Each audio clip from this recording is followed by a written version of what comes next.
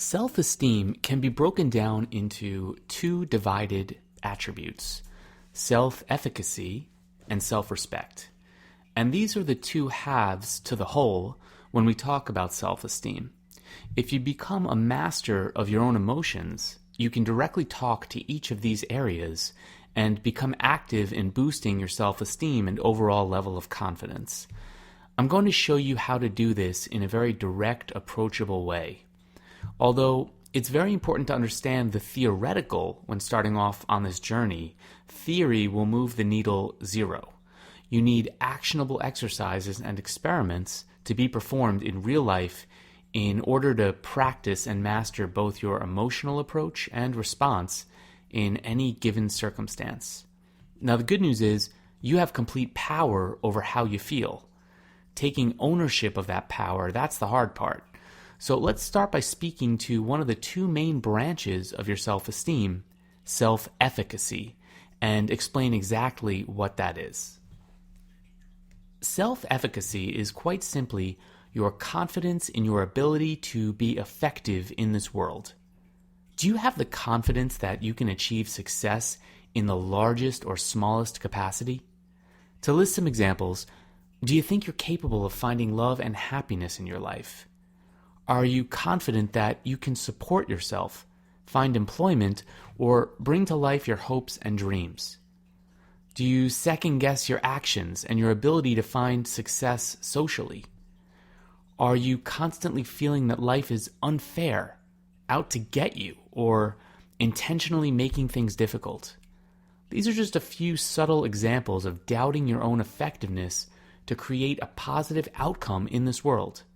They highlight a feeling that life is out of your control and victimizing you.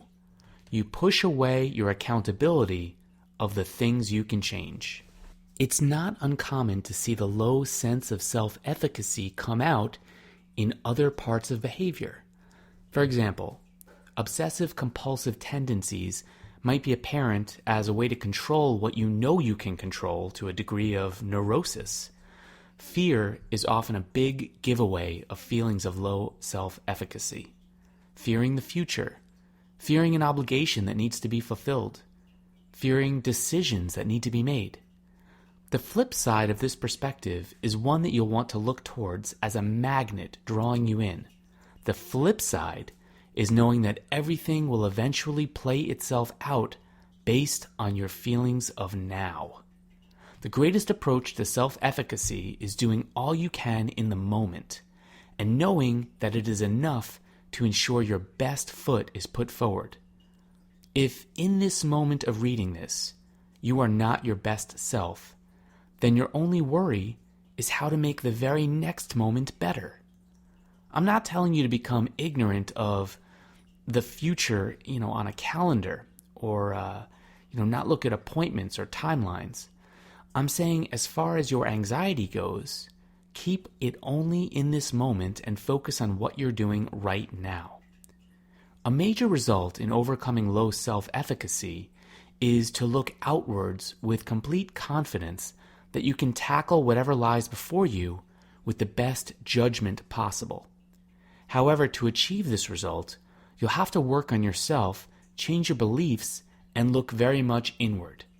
Once you correct your own self-efficacy sabotaging thoughts, you'll be able to shift outward and look towards the world in front of you with a smile. You'll understand that the love for yourself will immediately reflect back into the world that welcomes you. Things will feel easier and more conquerable. So here are some exercises that will help you improve your self-efficacy. Number 1, become knowledgeable about something. Find something you love. Do you like gardening, lifting weights? Have you always wanted to learn a new skill like martial arts? Or how to play music, sing, draw, write? Would you like to explore a topic that has always fascinated you, maybe history or science or politics? Are you looking to increase your knowledge of finance and building wealth? Study your chosen pursuit and make sure you enjoy the learning process. You'll know what interests you as you begin to dip your toes in the water of each topic. Number 2, set goals. Write your goals down today. Put them on a piece of paper and then tuck it away. I like to have reminders of my goals set in my phone so I'm constantly seeing them and driven towards accomplishing them. Your goals should be measurable so you know when you've completed them. That's extremely important. And most importantly, your goals should have a deadline to them. Typically, I like to set goals in 3, 6, and 12-month increments. With that timeline, I can create a long-standing habit and build momentum towards my success. I recommend you keep these timeline ranges as well. I like to set 4 primary goals at any given time in my life. They can relate to the 4 aspects of what is, in my opinion, a balanced life: health, wealth, relationships, and personal. Health should consist of your physical and mental well-being. For example, in my case, I've recently set a fitness goal to compete in an obstacle course race, a Spartan race specifically. I'll be competing in this race in 6 months, and for the next 6 months, I'll be ensuring I stay in shape by exercising on a nearly daily basis. Your health goal can be as big or small as you'd like. Maybe you're looking to lower your cholesterol or start exercising 3 days a week. Start anywhere. For wealth goals, you can commit to saving a given amount of money by a set timeline. Or you can decide to learn how to invest your money more wisely, and then as a measurable action, give yourself a timeline to invest a certain amount of money in a vehicle you've properly researched. Wealth goals can include making more money in general. Give yourself a figure to strive towards with a given amount of time and, start strategizing, begin to strategize how you'll get there. For relationship goals, you can commit to being more present in the moment when you're in the company of your spouse, children, coworkers, or friends. You can also set to improve your confidence and self-esteem, something you've already committed to by reading this material. Social goals can be a bit more difficult to measure, so making yourself accountable may be the true measurement for you.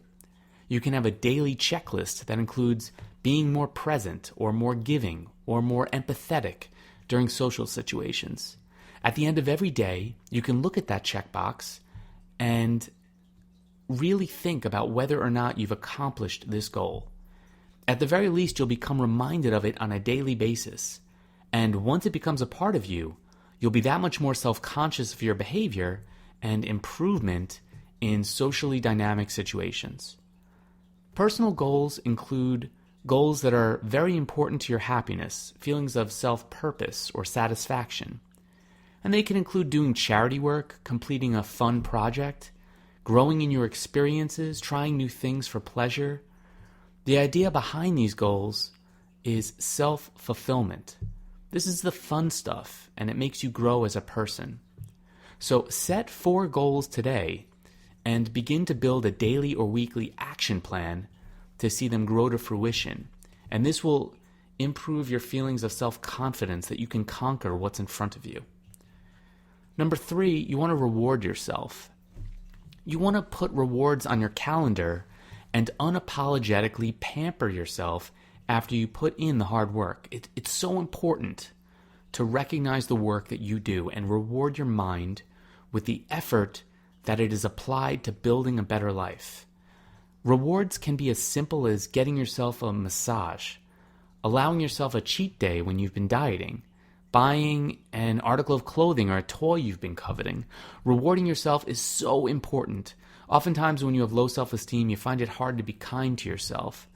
By cultivating the habit of being good to yourself through pampering, you'll realize that it's okay to feel like you deserve to have what you want. It's not only okay, it's necessary in order to maintain healthy self-esteem. And also, once you start rewarding yourself, you're going to look back on these rewards realizing that you've earned them. And that in itself will increase or enhance your feelings of self-efficacy because it's proof through experience that you were able to conquer what you set in front of you and you were able to receive the reward that you had planned for yourself. So right now, create a reward that you'll grant to yourself after the accomplishment of a specific goal and put it on your calendar and plan to experience this reward once you've put in the work to deserve it. Number 4, you want to practice speaking confidently in your conversations. You're going to learn how to speak more confidently about yourself through this program. The important thing is to actively pay attention to the way you speak about yourself to others. You want to avoid self-deprecating talk and make it a habit to be in the moment during every social conversation. Pay attention to your self-talk, inside and out. And one way to do this is to talk about your weekend to coworkers in a positive way that makes the other person feel comfortable. Then ask the other person how their weekend was. Listen intently and find positive qualities about their response. You want to project positivity. Look for the glass half full angle to everything and just be unapologetic about your perspective. In this world of selfies that we live in, it's so easy to fall into this rut of feeling guilty about coming off as narcissistic or self-absorbed. But there's a difference between being narcissistic and self-confident. So I want you to understand that there is a difference here. You're not being self-absorbed when you talk about yourself to other people. You're finding a way to highlight your best points and involve them in the conversation to reciprocate with their own life. So you want to seek these kinds of opportunities where you can hear about other people and have genuine interest in what they have to say, while at the same time highlighting your own value.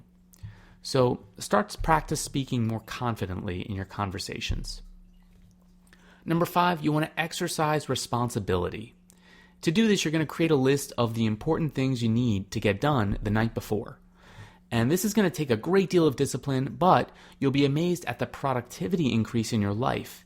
And this includes rituals like planning a budget, paying bills, waking up at a certain time, exercising, or even just remembering somebody's birthday. A list can ensure that you're accomplishing the smaller milestones that need to be checked off each and every day. You want to create a positive habit. Number 6, this is so important. Much like the exercise of acquiring knowledge, creating a positive habit relies more on the action side of change. So you're physically and mentally committed to stopping habits that hurt you and starting habits that help you. And they say it takes 21 days to form a habit. So write down one habit right now that you'd like to create and add it to your list of goals. So that's so important. Number 6, create a positive habit. Number 7, you want to fuel your body with the right food. A diet can be an incredibly stressful discipline for some people. And although this isn't a course on how to get ripped by making healthier eating choices, I can tell you that your diet directly influences your mental well-being. So I'm going to ask you to start cutting down on sugar and alcohol and decrease your complex carbohydrate intake. And this is going to include excessive fruit intake as well. Fruit contains natural sugar, which although that's way better for your body than refined sugar, it's way better for your body to metabolize, it still spikes your insulin levels and creates a sugar crash sensation. So I want you to decrease your sugar intake, and I want you to increase your healthy protein and vegetable intake. Try to eat more frequently as well. I recommend smaller meals about 6 times a day. Typically, Monday through Friday, I diet rather strictly. And then on the weekends, I choose one cheat day where I can just eat whatever and whenever I want. And then the following day on that weekend, I try to just eat responsibly. So Monday through Friday, my diet consists of about 6 meals per day. Here's an example of what one particular day might look like. So for breakfast, I might have a cup of oatmeal and egg whites. And my mid-morning snack, meal number 2, that might be a protein shake and an apple. And for lunch, I might have turkey or chicken or some sort of a healthy protein and vegetables. And then after that, my midday snack, will be like 0% Greek yogurt and mixed nuts and a little bit of honey. And then for dinner, I'll have like a large salad with grilled chicken. And my evening snack might be like a cottage cheese or something like that. So it's 6 meals a day. You're eating a lot, and you want to try to spread that out. Ideally, you want to try to eat every 2 hours apart.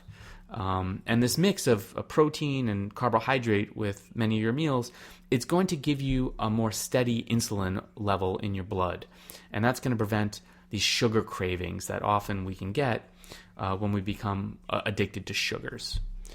So, the examples that I've given you of foods that I eat, they may not be your thing, but don't be put off by my menu. The idea is to understand that each meal should consist of a protein, and you should include a vegetable with at least 2, ideally 3 of your meals, and a light carbohydrate with about 3 of your meals. So Saturday is typically a cheat day for me. I recommend you have a cheat day. It's a way of rewarding yourself mentally for having so much discipline with your diet. And on the cheat day, you can pretty much eat whatever you want, whenever you want. You can eat 3 meals a day. You can eat 8 meals a day. It really doesn't matter. Sunday, you don't have to be quite as strict as you were Monday through Friday, but you want to kind of keep it closer to that 6 meal and the healthy ratio of what you're eating. You're going to find that if you can come close to observing this kind of eating schedule, you're going to feel incredibly less dependent on sugar. You're going to lose weight, typically fat weight, and you're going to certainly gain muscle and just feel overall more energized. So these are some really simple ways, these 7 different actions that I want you to start incorporating into your life today.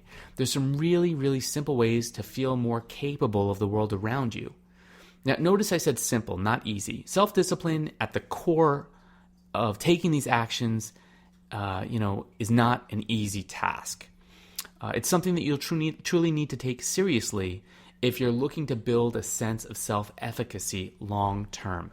But I will tell you that once you engage in these actions and you have more self-control in these areas of your life, you're going to realize that once you set something in front of you, you have the wherewithal, you have the capability to organize your thoughts and organize your actions to tackle anything in life. You are capable of tackling what is in front of you. There's that expression that God only gives us what we can handle. I truly believe that. I think that, we all have the mental resources and the physical resources to set out and see these goals and see this life to be all that we want it to be.